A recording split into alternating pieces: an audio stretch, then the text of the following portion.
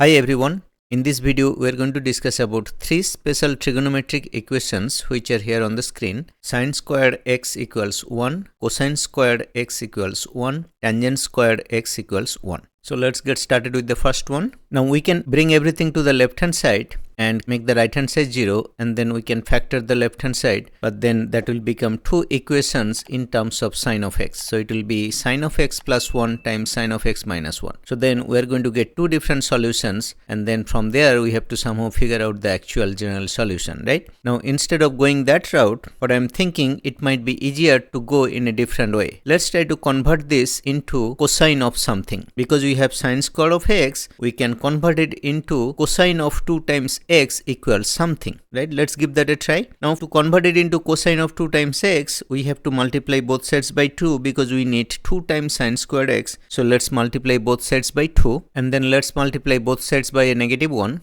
and then let's add positive 1 onto both sides, and we know that 1 minus 2 times sine square of x is actually cosine of 2x. So we can say cosine of 2x on the left hand side is equal to, on the right hand side we have a negative 1. When cosine of an angle is equal to negative 1, we know that the general solution for that angle is an odd multiple of pi. So in this case, what is the angle? Well, in this case the angle is 2 times x, so you can say that 2 times x is equal to 2 times n plus 1, that's odd multiple of pi. And from here we can clearly say that x is equal to, if we divide both sides by 2 of course, then x becomes 2n plus 1 times pi over 2, and that is the general solution for this trigonometric equation. Let me also make a note that n is an integer. Now let's solve the second one. Cosine square of x equals 1. Here again we'll try to convert it into cosine of 2x. So let's first multiply by 2 on both sides. That will give us 2 times cosine square of x equals 2, and if we subtract 1 from both sides, then we are going to get 2 times cosine square of x minus 1 is equal to 2 minus 1, and then on the left hand side we can clearly see that this is cosine of 2x. Cosine of 2x is 2 times cosine square of x minus 1, so we can write it as cosine of 2x, and then on the right hand side we have 1. Now if the cosine of an angle is equal to positive 1, then we know that the general solution for that angle is 2n pi. So from here we can say 2 times x, that is the angle,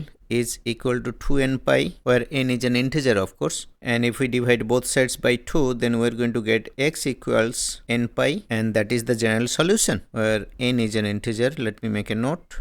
Now let's solve the third one, which is tangent square of x equals 1. If we subtract 1 from both sides, then what do we get? Tangent square of x minus 1 equals 0, and that 1 can be written as 1 squared, and then you can see that this is a squared minus b squared form, so we can easily factor it. The factor should be tangent of x plus 1 times tangent of x minus 1 equals 0. Now we have two factors here, so each of the factors could be 0. Then from here we can say that tangent of x plus 1 is equal to 0, or tangent of x minus 1 is equal to 0. Now from here we can say tangent of x is equal to negative 1 from the first factor, or tangent of x equals positive 1 from the second factor. Now when tangent of x is equal to negative 1, can we write it as tangent of negative pi over 4? When we have a form like this, tangent of x equals tangent of alpha, then we know that the general solution for the angle is n pi plus alpha. So in this case we can say from the first factor, of course I am still handling the first one, once we are done with this we'll handle the second one. So from here we can say then the angle which is x is equal to n pi plus the other angle which is negative pi over 4,